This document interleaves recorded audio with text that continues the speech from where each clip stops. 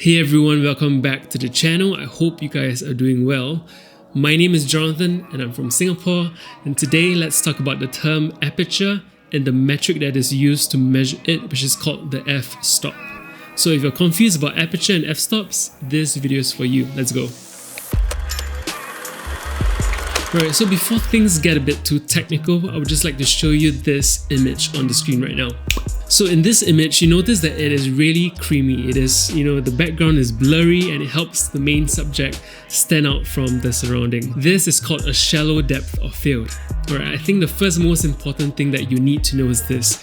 Aperture controls the depth of field of your image. Also, it controls the amount of light that is coming into your lens. If your image has a blurry background, your image thus has a shallow depth of field. These are the common terms that you need to know if you want to fully understand aperture. The shallow depth of field is what gives you the very pleasant looking background blur, also known as bokeh. So right now you know the purpose of aperture, which is to give you the blurry background blur. Let's move on to f-stops. F-stop is basically a setting on your camera that you can control, and in turn it controls aperture, and in turn it controls the depth of field of your image. F-stops ranges from a common f1.8 to f22. However, sometimes you're able to find faster lenses that will allow you to stop down to a lower aperture, let's say 1.4 and 1.2, but in most cases, these faster lenses would cost a lot more as well. Typically, when you purchase a new lens, you're able to see the lowest aperture that you're able to shoot at. Let's take the Sony 16-35mm lens as an example. As you can see, the lowest aperture goes down to a decent f4. Alright, if you're still confused, let me explain.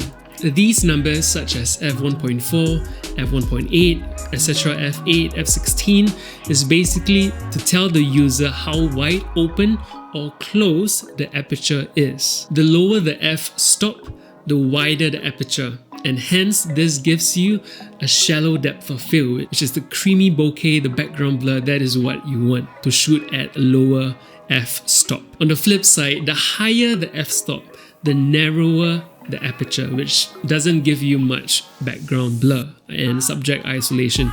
It just gives you a very flat looking image. That means everything will be in focus. Alright, so if you want your image, if you want your shot to have the creamy background blur, the bokeh-licious kind of shot, if you think it makes your image look cinematic, shoot at a lower f-stop such as f2.8 and below, such as f2.5, f2, f1.8 and f1.4, 1.2. If you can find that kind of lens, shoot at a lower f-stop.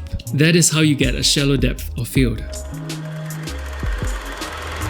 Right, so now I've explained to you the term aperture and the metric that is used to measure it, which is called f-stop.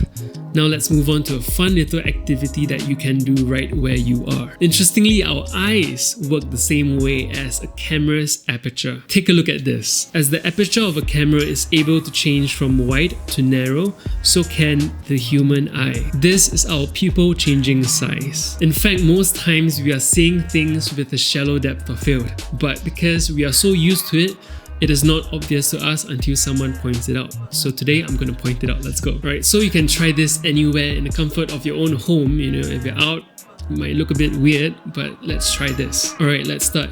Now, look at a relatively far away object and focus on that. Alright, now put your palm in front of you until the point where it's covering that object and slowly focus on your palm. Now, as you're still looking at your palm and listening to my voice, this part is very important, pay attention. Use your peripheral vision to notice that the faraway object and the background is relatively blurred. So with your palm in front of you, now focus on that faraway object. Now your palm. Switch back and forth until you realize that, hey, there is actually bokeh in my vision. I mean, I'm not sure if that makes sense, but there is bokeh in my vision, right? If I focus on my palm, the background is blurry. If I focus on the background, the relatively far away object, my palm is now blurry. Right, so basically that's that, right? You are able to see a shallow depth of field, but the thing is we are just not used to seeing it until someone points it out. Alright, so I hope you enjoyed this video.